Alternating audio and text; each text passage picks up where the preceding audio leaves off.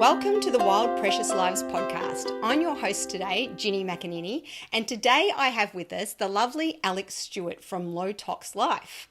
Alexx is an educator and a change agent. She runs a website called Low Tox Life where she offers fantastic courses about things like living low tox, eating healthy, and even living low tox with kids. She's got a podcast with the same name, Low Tox Life, and she's just published a book which we're going to dive into today, and I can't wait to speak to her about, called Low Tox Life, a handbook for a healthy you and a healthy planet. So without further ado, let's welcome Alexx to the podcast. Thanks for joining us, Alexx. Thank you, Jen. Thanks for having me. And, you know, I feel like I'm highly unoriginal just naming everything Low Tox Life, but you know, it just means everyone can find everything really easily. So I figure it works. Exactly. It keeps it nice and simple. So before we get into the book, can you just tell us a little bit about your journey and how you came to setting up the website?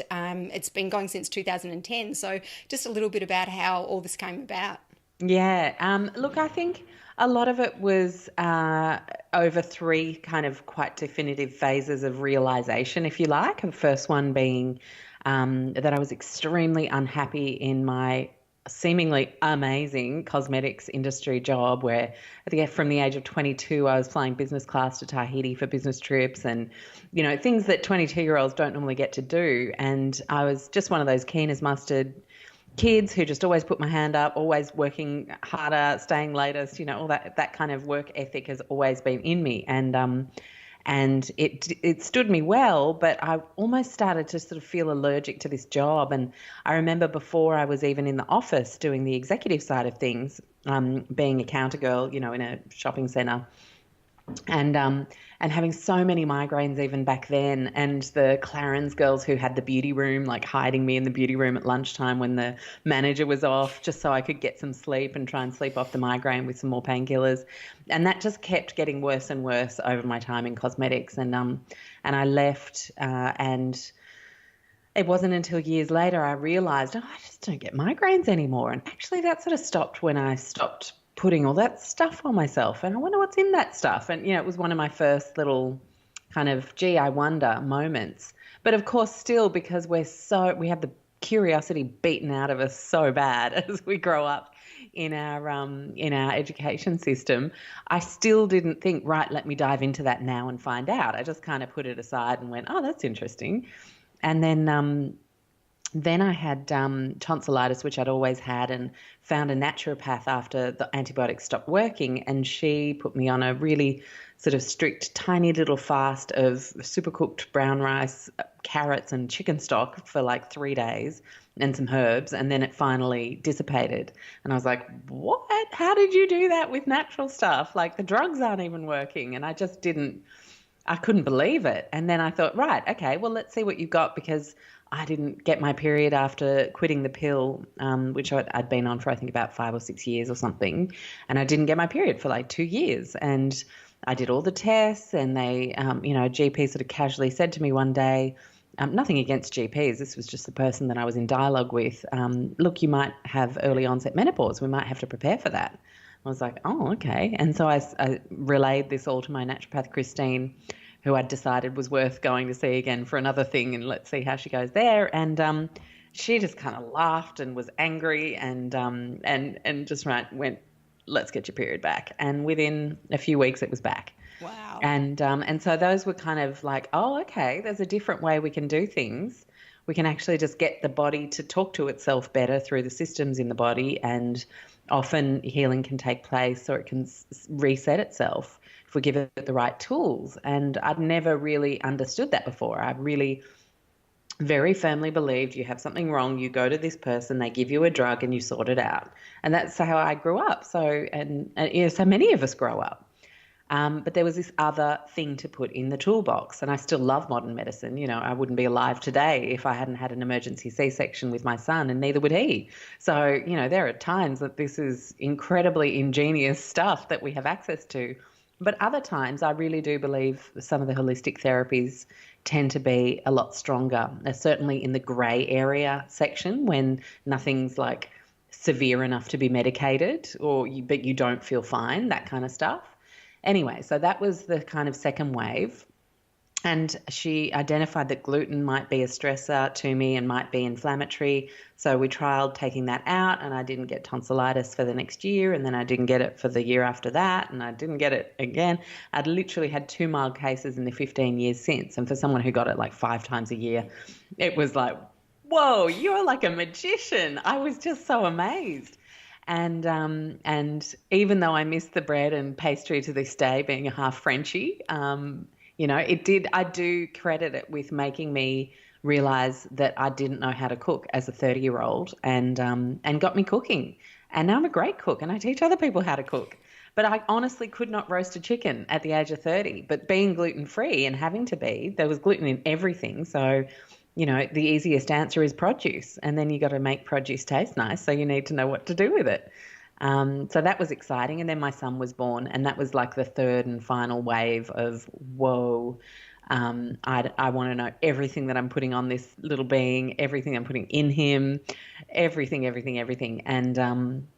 that was when the toxin reducing piece really came together after being a whole foodie for a while. By that point, I was like, this is just crazy. And then I cast my mind back to cosmetics. Everything then retrospectively starts to take its little place in logic in your mind. You go, oh, that happened, and then that happened, and then and I cast my mind back, and I would do a lot of training sessions when I was traveling in the French islands, and because they wouldn't see anyone else, so I would be their salesperson, their marketer, their trainer, everything.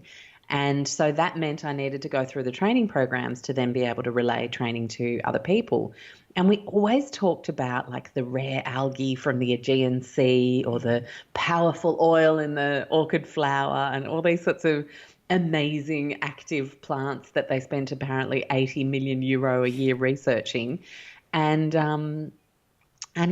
we never talked about like the 2/3 of the ingredients that were all just names of chemicals. Some of them totally harmless, but some of them not. And that just kind of made me go, wow, we're all just talking about a couple of cherry-picked things that are, great for the skin, but what are all these other things in things? And my justice meter went through the roof. I was like, this is so unjust. No one knows this stuff. 10 years ago, no one did know this stuff. And I had to educate. I'd been an educator in cosmetics. I'd been an educator and trainer in the hospitality industry after cosmetics. And I just knew that I had a gift on helping people move through things and move through change and feel positive about it and feel explorative and curious instead of fearful and trepidatious. And I just had to start my blog. And that's really how Low Tox Life started. And it used to be called Real Food Low Tox Living. But I really started to realize over the years, and I was talking to my sister, who's an amazing strategist. I was like, it goes on forever. I'm annoyed. Like, how do I work on this brand name? Yeah. And she's like, well, think about what low tox living is. Doesn't real food come under that? And I was like, thank you. You can go home now. And it was really then when I started to realize that it had pillars, and it was about the food, the body, the mind, the home, and of course our kids, because so many of us are parents when we wake up to this stuff and go, oh my gosh. And, our kids aren't doing so well today compared to last generation, the generation before, when it comes to their health. So that's a big piece of it too. But this is how we got here. Wow. So you just started blogging about it, and then did you find quite quickly that you were finding a lot of people wanted and were looking for this information, or was it a slow build up? Yeah, look, I think a lot of people like me start with food, and you think, oh, this stuff seems to make my kid a bit bonkers when they eat it, but then if they just eat this kind of food, they don't go bonkers. So they have that realization, and then they're looking for the next, like what else is there? Like when you switch the light on for someone, especially a mum, not to generalize and say men don't care, but statistically I've had 4,500 students through my courses. 4,488 of them have been women. So just to show you, we're the ones with the 50 tabs open on the internet, talking in the chat groups, trying to figure this out.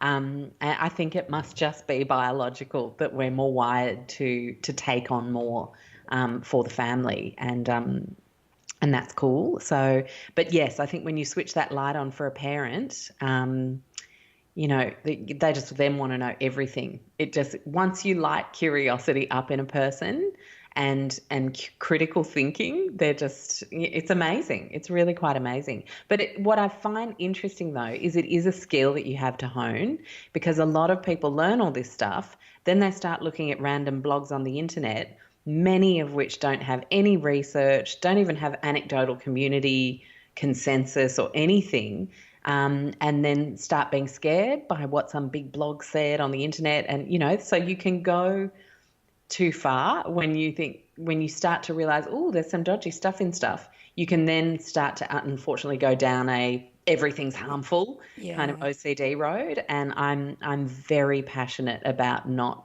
landing people in that place. Oh, that's so good, because there's so much information out there. It can be so overwhelming. 100%. And then you don't want to get to that point where it's like, oh, this is too hard. I'm not even going to try anything and not take the first step. Exactly. And it was a real realization the very first time I ran the Go Low Tox e-course, which is the one where we do every single aspect of your day-to-day life and environmental toxin reduction. And someone in our group, it was a picture of her with her little bub.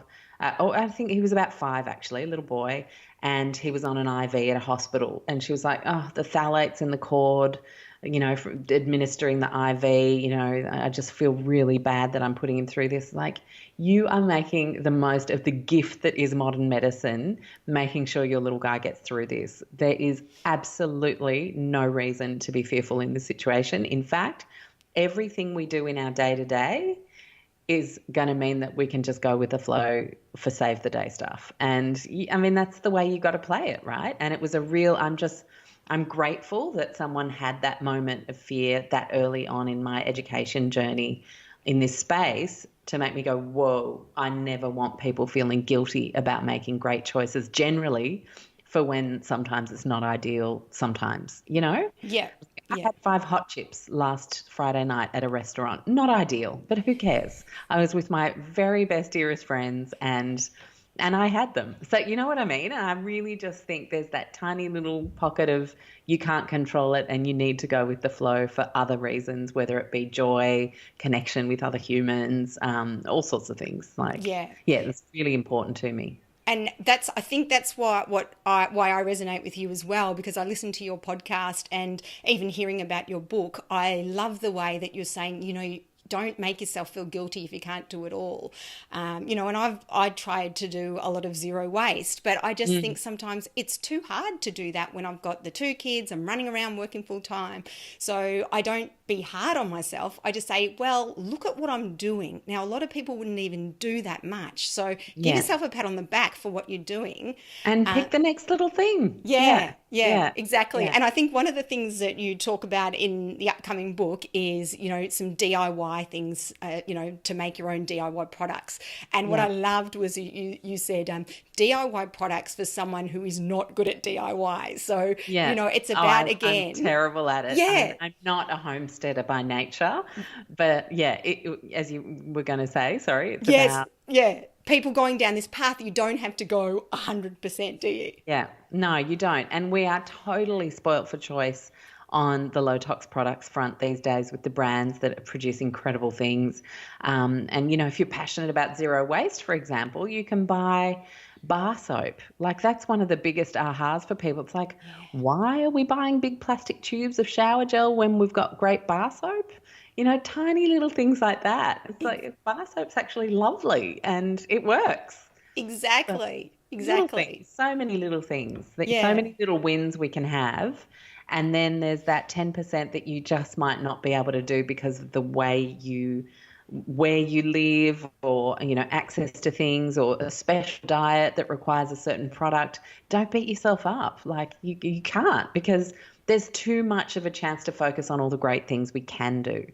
And so let's lead on from that to talk about the book. So is this, what do you are you focusing on people who are just new to this and want to learn more, or people who are already doing it and, need more information?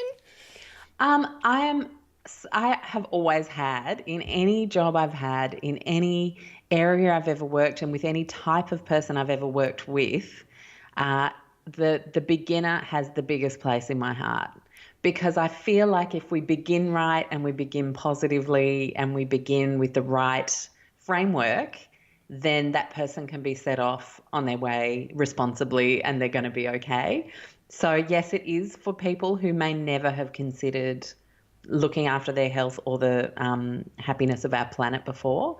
But there's a lot in there that will definitely make someone who loves the idea of starting to make stuff. They've been buying low tox things for a while, but wants to dip their toe in the water of DIY. There's some great recipes in there, beautiful masks and facial oil serums and things like that. Simple stuff that I do, even as a busy person with 2 businesses. So, it's there's something for everyone. And I think a lot of low toxers who are already a part of the community, or people who already think this way, are really excited to have an all-in-one body, home, food, mind, like it covers everything, to gift people, so they can say, here's a lady talking about it, not me. I'm not going to preach, just read it in the book. And because that can be really helpful for family dynamics, to pass the learning on to a third party instead of being the one who's trying to get everybody on board all the time. That can sometimes go down like a lead balloon. So true. And I think you back stuff up with scientific facts and research, don't you? Yeah, my editor is a PhD in biology. So she was fantastic and said, right, we need to find a more concrete study for this one. We need, really encouraged me as I went through to just work really hard to make sure things were substantiated. And the thing is, we're not dealing, especially when it comes to environmental toxins, we're not dealing with double-blind placebo-type trials yet because there isn't any money for this stuff. We're dealing with tiny studies, and sure, they might be tiny, but that doesn't mean they're worthless. And if a small group of scientists who are independently funded have said, hold on, we're testing this on, let's say lab rats, and their kidneys are really going screwy when they're exposed to this stuff, that for me is an alarm bell. And when you can have a product over here that doesn't have that stuff in it, then I'm just going to choose that one. It's general, it's just healthy precaution in my book. Exactly. And the key there is what you said about independently funded, because I think whether the research is huge on a huge scale or a smaller scale, the fact that there's no agenda behind it is the key there as well. 100%. You have a situation at the moment where most countries allow the company who's producing the chemical to provide the research, right? And then a government might do a little random 15 chemicals a year that they test themselves, but not every single thing is tested by both the company and then a third-party government or independent body. So, if we look back through history with people saying, this DDT is fine, this lead is fine, nothing to worry, you look back through history and you've had chemical companies saying that to us for yonks, and then it really turns out to not be fine. So, frankly, I like taking a leaf out of the European book. They have a much healthier approach to when chemicals get accepted or not, and they have their precautionary principle. And I just think that just makes sense, to be honest. Yeah. They seem so much further advanced than Australia in stricter. Stricter. Yeah, they definitely are. So, and I also like what you said. I think being able to give the book or show people the book. So, if you're leading this in your family and there's a bit of hesitation or resistance, especially with me around my husband, he's actually pretty good. He's open to it, but he likes to sort of see that it's backed up by things. Yeah, but it's great to be able to say, check this out, and, bring in some more interesting facts as well. Yeah. But what I am looking forward to is because, I'm doing a lot of this myself, but the recipes and the healthy eating, because I pretty much eat very healthily, but I do not like cooking. And I think if I can get myself really into... Come hang out with me. Oh, yeah. I know. I need you to help me. But I think if I can get excited about the food and what it's doing for me, that could be the impetus to go, I'm going to do it for my family and for myself. So I think, tell us a bit about, the food side of it and what you're doing there. So the food chapter's it's quite concise, because food is one of those things that obviously deserves a 3-part series of books in itself. But I was like, how do I just focus on what's really, really, really important. And I gave a TED talk last year, and I really centered in on the craziness of the ingredient lists of today. You know, we're sending our kids home with, their kids to school with a cheese snack food, or so to speak, like food-like product, you know, as Michael Pollan calls them. And if you look at the ingredient panel, it's about like that big. It's tiny writing, and it's like full of all these ingredients. And then it says made with 50% real cheese. And then the crackers have like 5, 10 ingredients in them. And so I'm just like, okay, I think to get the most powerful parallel happening for people, let's do a cheese snack thing. Let's do a popcorn microwave bag thing. And let's do a really popular multicolored chocolate snack.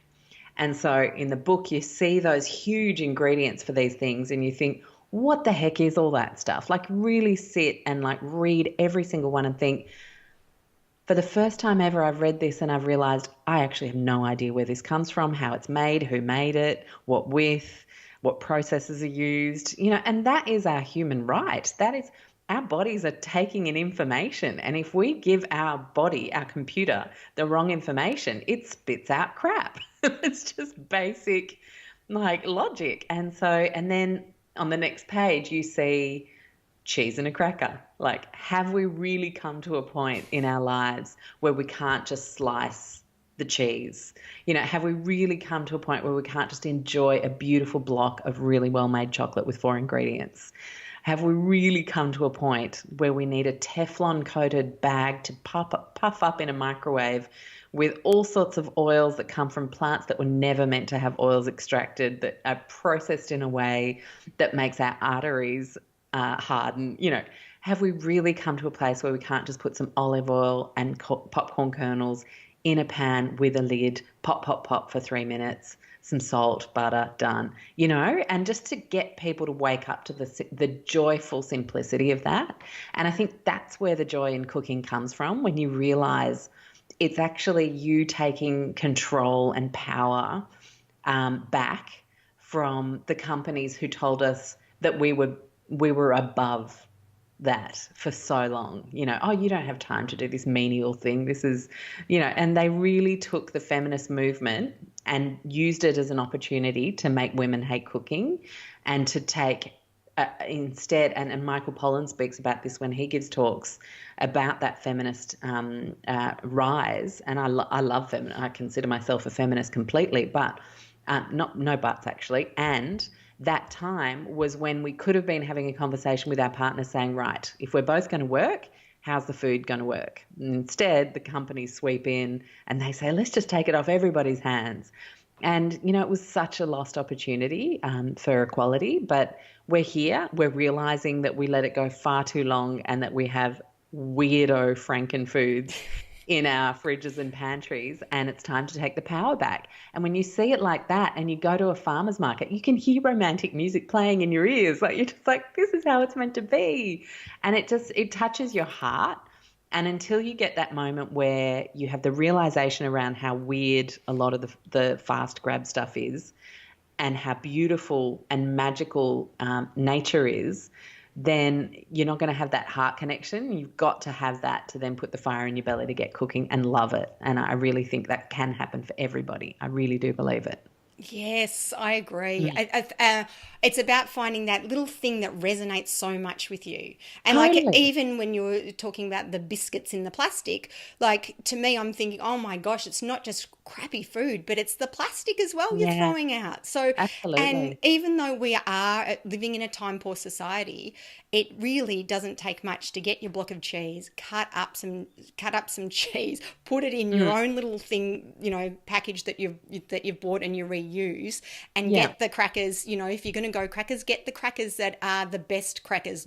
Learn to read the ingredients and the labels and find out what are the best ones as well. Yeah, totally. And so in the food section, I'm not telling anyone to stop eating anything other than a few basic things like what I call the universal evils, so factory farmed meat and highly processed vegetable oils, and, you know, the real nasties that are unequivocally bad for us.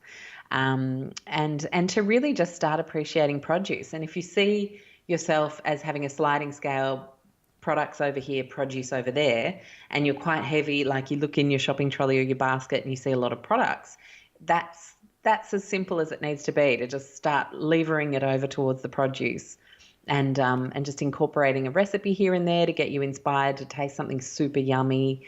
And then when you love a recipe, not being afraid to make it over and over again a few times, because a lot of us feel like, and I see this in lunchbox chat groups, like you need to provide this amazingly exciting and completely different snack every single day of the week. No, you don't. If you look at history and nomadically, humans would move from one location to the next, and you would eat the same stuff there, and then you'd move on and you'd eat the same stuff there. So make a big batch of something and serve it every day that week. That's fine. It's absolutely fine. It's how we've done it for millennia, and it's how we can continue to do it, and give yourself permission to actually get really good at making stuff, like a biscuit recipe that you just become ninja at and you can do with your eyes closed, instead of, okay, now I've got to try this other recipe and this other blog and this other thing. Just keep making that one. If it's delicious, they'll still think so next time. Yeah, and I think with kids, that is, if you're onto a good thing, stick to it. If it's healthy and they're enjoying it, oh my gosh, It makes your life so much easier, doesn't it? It really does. Yeah. Yeah, I've got a few recipes that I just use over and over, the same thing. Mm-hmm. And the kids don't complain. Every now and then I'll give it a little rest. But if you get a couple, you can balance it all. Yeah, exactly. So what tips would you give to someone who's just starting out now, like thinking, yeah, I really want to look after my family and my health more?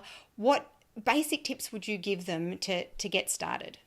So my top three are to think, so a food one, think about the three things that you eat the most of in your house, volume wise. Like maybe you're a big group of milk drinkers, maybe you're really big on carrots, maybe your favorite thing is some sort of packet snack that the kids just chomp through, and find the best version of that. So trade out on your top three high volume foods, because that is just instantly going to give you a massive win.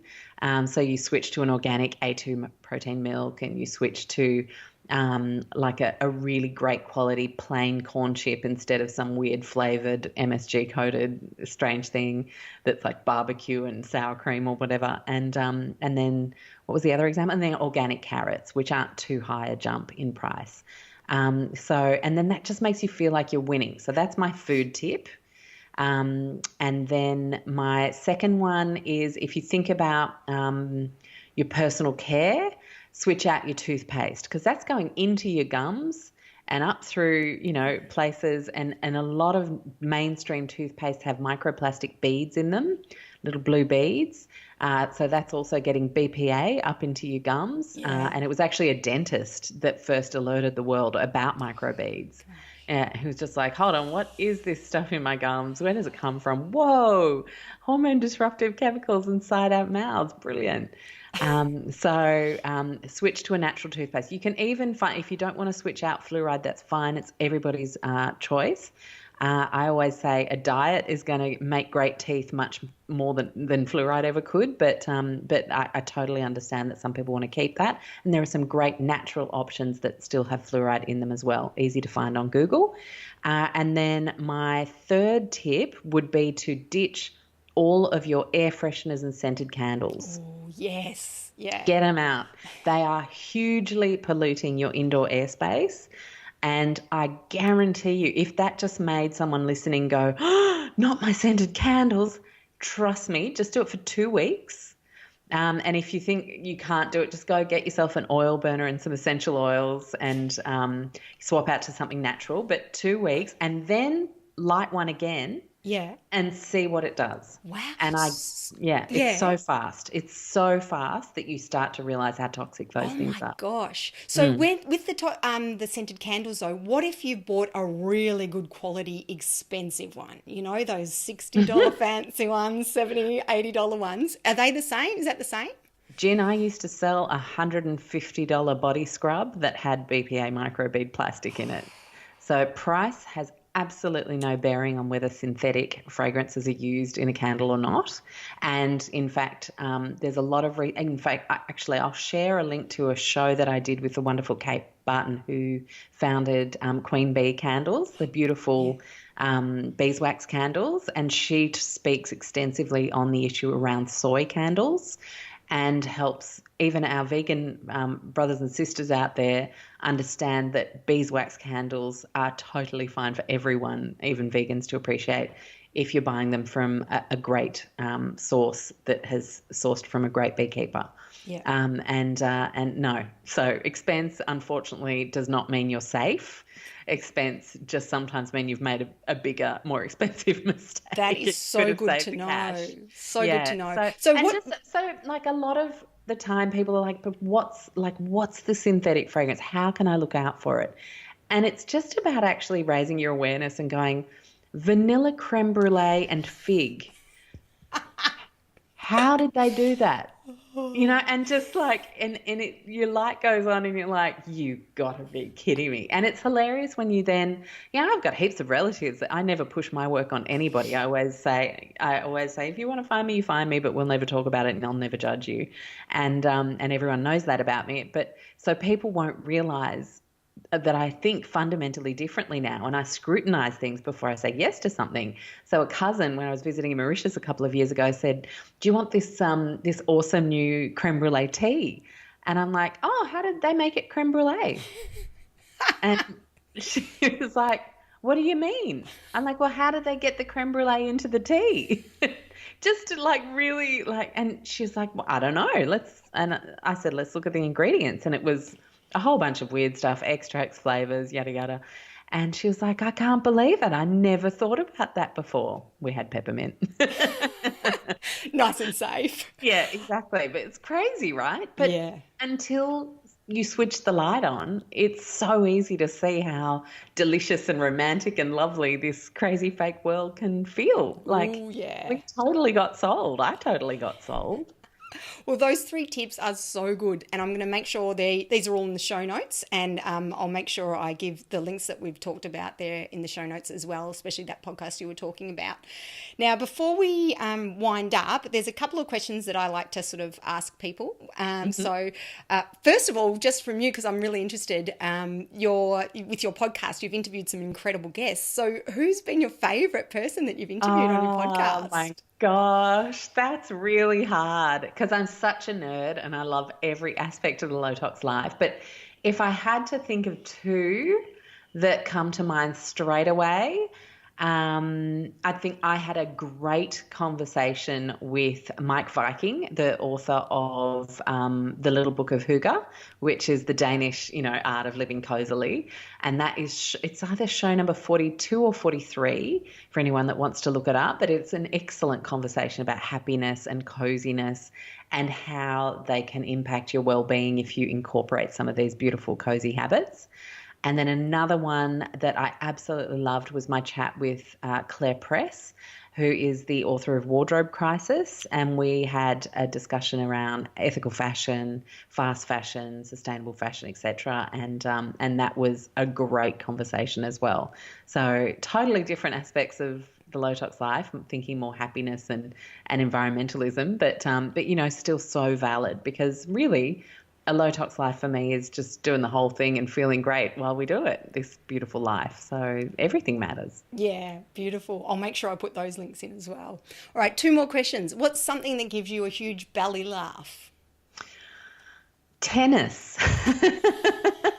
I know it sounds weird, but I think because I have so much fun playing it, the longer a rally goes, the more I start to giggle going, and I'm kind of nervous thinking, oh my God, I'm not going to make it. And then I get it. And then it just makes me laugh. And when I play with friends, my husband and I have started playing doubles with a couple of friends and we just laugh so much. It's so joyous. And it's just so great to do. So that's the first thing that came to my mind. So I'm going with that. But actually, no, another thing, I was telling my son, because I went to Dr. Terry Walls' wonderful presentation when she was out speaking to the MS community, and she made us do a structured 30-second belly laugh. So basically it's contagious and you see someone laughing and then you just start laughing and then no one knows why they're laughing. So I was telling my son about it and he makes us do it and he just starts laughing and then I get into it and we're just on the floor after like a minute or two, you know, when your abs hurt and you can't breathe, about nothing. So you don't even have to have something. That is, and it's so good for you to do that, isn't it? Very good Oh, for you. I Yeah. love a good belly laugh. And then something that makes you cry. Oh, my son, when he sings, it just puts the tears in my eyes straight away. I remember driving down the highway back from my mum-in-law's little farm in Moss Vale, and he started singing the song they're working on in choir at the moment from The Greatest Showman, which is the one that he sings when he's growing up, like in the very start of the film. And oh God, I can't even remember what it's called. Anyway, he started singing it, and I always tell him to put his heart into it, like everything he's got. And he just belted it out like he was just so in touch with the lyrics and everything. And I was just crying. He's like, Mum, are you crying? I'm like, you just sound so beautiful. And I'm like, drive. It was just, but he really does make me cry. He's got the most stunning voice, and it just gets to me every time. Oh, that's gorgeous. Alexx, where can people reach out to you to get in contact and check out the new book? Well, the new book you'll see on the homepage of lowtoxlife.com, and there's a big pre-order now banner because we've got some cool pre-order goodies that we've put together for everybody. And then outside of that, you can, everywhere. So Low Tox Life podcast, Low Tox Life on Instagram, Low Tox Life Facebook page, everywhere. But you can find everything from lowtoxlife.com and start there for sure. And nice and easy to remember. Yeah, exactly. Well, thank you so much for joining us. I've loved this conversation today. And before we sign off, I'm just going to ask everyone one last question. What is it that you are choosing to do with your one wild and precious life?